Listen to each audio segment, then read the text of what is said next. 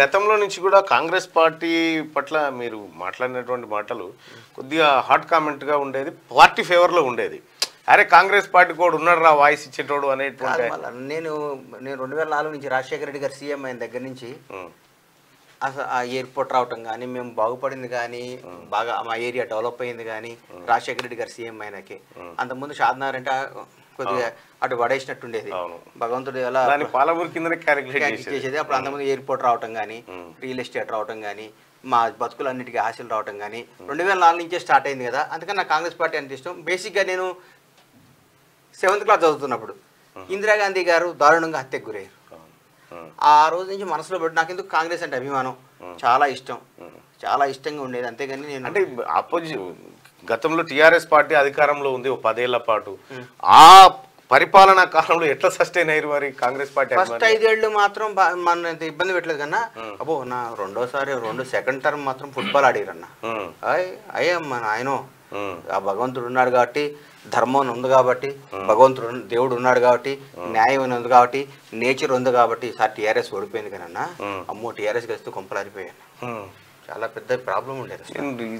జనమే పొరపాటు చేసిరు అంటాడు కేసీఆర్. ప్రజలే పొరపాటు పడ్డారు. చాలా తెలంగాణ ప్రజలు ఎంత గొప్ప వాళ్ళు అంటే ఈ భారతదేశం మొత్తం మంట పెట్టకుండా భారతదేశాన్ని కాపాడారు. తెలంగాణ ప్రజలు దేవుడితో సమానం. తెలంగాణ ప్రజలు ఎంత దేవుడితో సమానం అంటే ఈసారి గెలిచుంటే మంట పెడతాన్నాడు కేసీఆర్ గారు. ఆ మంట లేకుండా అయిపోయింది కాబట్టి తెలంగాణ ప్రజలకు భారత ప్రజలు అందరూ రుణపడి ఉండాలి. అరే నాయన మీ మంటలు గింటలు మా దగ్గర లేవురా నాయన, మా గిట్రోలు మా దగ్గర లేదురా నాయన అని చెప్పి వాళ్ళు రుణపడి ఉండాలి మనకు.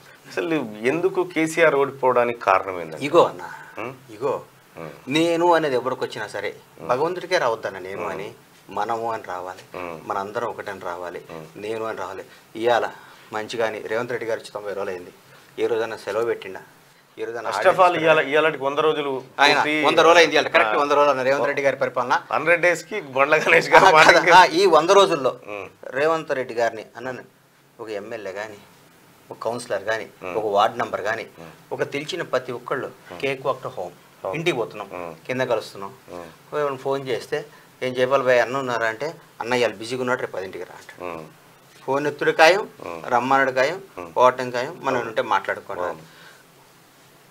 బైగాడ్ ఆయన రాష్ట్ర ముఖ్యమంత్రిగా నాకు అనిపించలేదు. ఏమన్నా ఇంట్లో పైన పెద్ద అన్న ఒక ఎమ్మెల్యే దగ్గర పోవాలన్నా ప్రోటోకాల్ ఉండదు గతంలో. అవును, ఒక ఎమ్మెల్యే దగ్గర కూడా చెప్పకుండా వస్తే ఎట్లా అనేది, ఒక ఎమ్మెల్యే చెప్పకుండా వస్తే ఎట్లన్నా మాకు లైఫ్ ఉండదా అనేది. రాష్ట్రానికి ముఖ్యమంత్రి, భారతదేశంలో ఒక తెలంగాణకు ఒక ప్రత్యేకమైన స్థానం ఇవ్వాలి. ఆ స్థానానికి ముఖ్యమంత్రి ఉండి కూడా మామూలుగా పోతున్నాం, కలుస్తున్నాం, పలకరిస్తున్నాం.